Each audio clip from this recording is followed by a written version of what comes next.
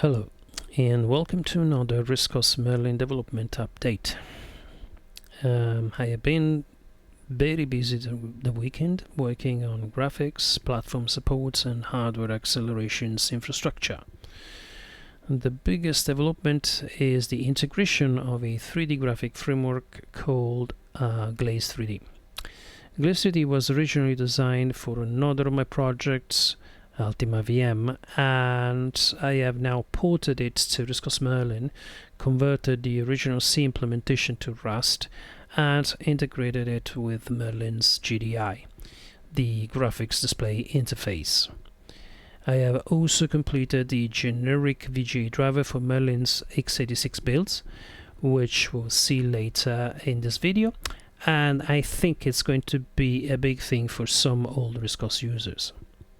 Before starting the demonstrations though, I would like to briefly explain what Glaze 3D is and how it fits into Merlin's graphics architecture. At this stage, Glaze 3D is still using its software rendering engine. Hardware GPU rendering will be implemented later. However, software rendering does not mean that it is limited to a simple single-threaded rasterizer. Glaze 3D is designed to take advantage of all the available CPU cores. It can also use CMD instructions, DMA transfer, parallel rendering, optimized memory operations, and several other techniques intended to keep the frame rate as high as possible. The implementation shown in this video is therefore CPU rendered, but it already exercises much of Merlin's features and APIs. Both a traditional Merlin video subsystem and Glaze 3D are designed to support GPU acceleration through the Kernel GDI, as mentioned. The video subsystem remains responsible for traditional RISCOS graphics operation, screen modes, frame buffer output, etc., while Glaze 3D provides the modern 3D rendering layer. These two are designed to coexist. Application can either use the VDU or Glaze or both of them together. Glaze 3D is also designed as a native RISCOS API and module implemented entirely in Rust. Well, there are a couple of assembly stuff, but mostly is Rust.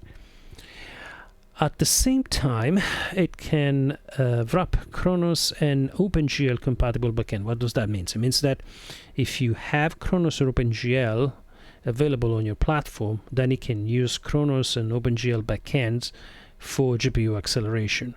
But if you don't have anything, then it will switch to its software accelerated rendering engine.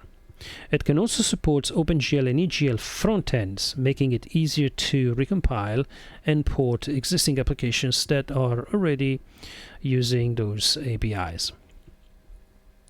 The intention is not simply to reproduce OpenGL inside of Merlin. The intention is to provide a native, modern RISCOS 3D API that is always available. That's the important part. While also offering compatibility layers for established graphics software and, of course, if available, hardware acceleration. On top of that, Glaze 3D is really small. And so the software renderer can be used also with Merlin's builds for microcontrollers and embedded systems. Okay, so for the first demonstration, we will show both video and Glaze 3D running on a RISCOS Merlin build for the Raspberry Pi 2. And this is an AH32 build, well, Raspberry Pi 2. So running in 32-bit ARM mode.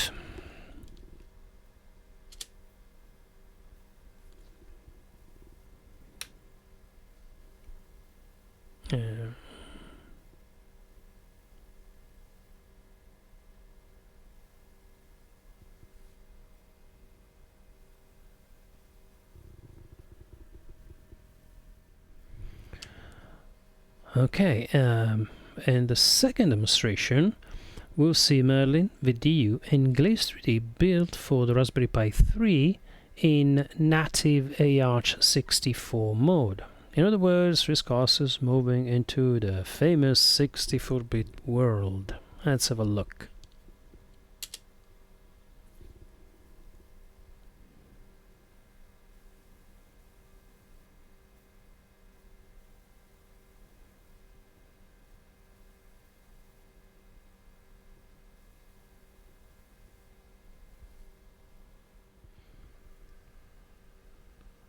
Okay, so in this final demonstration, we will see Merlin booting in something that I think quite a few people have mentioned over the years would be a nice platform to have RISCOS on.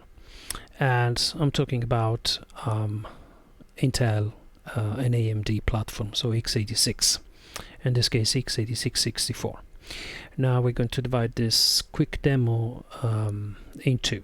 Well, the first, we are going to boot it onto QEMU in a regular QEMU session on x86-64.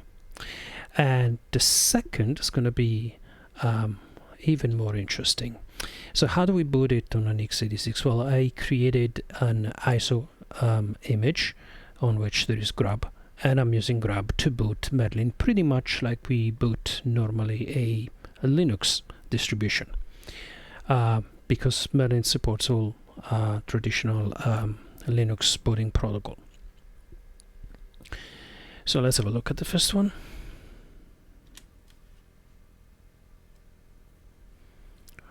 And yes, on x86 is a lot faster.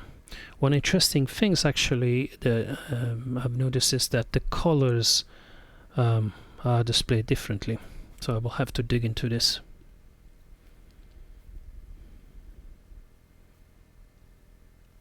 Okay, and now probably a bit more interesting. So we're going to boot Merlin in paravirtualization in KVM.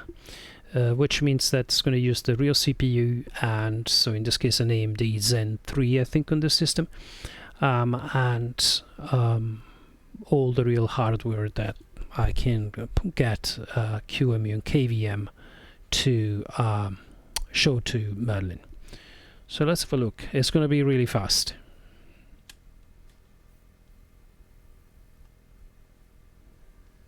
Yeah, it's a lot faster. Okay, that concludes this quick update. I hope you enjoyed it. Thank you very much for watching, and I will see you on the next one.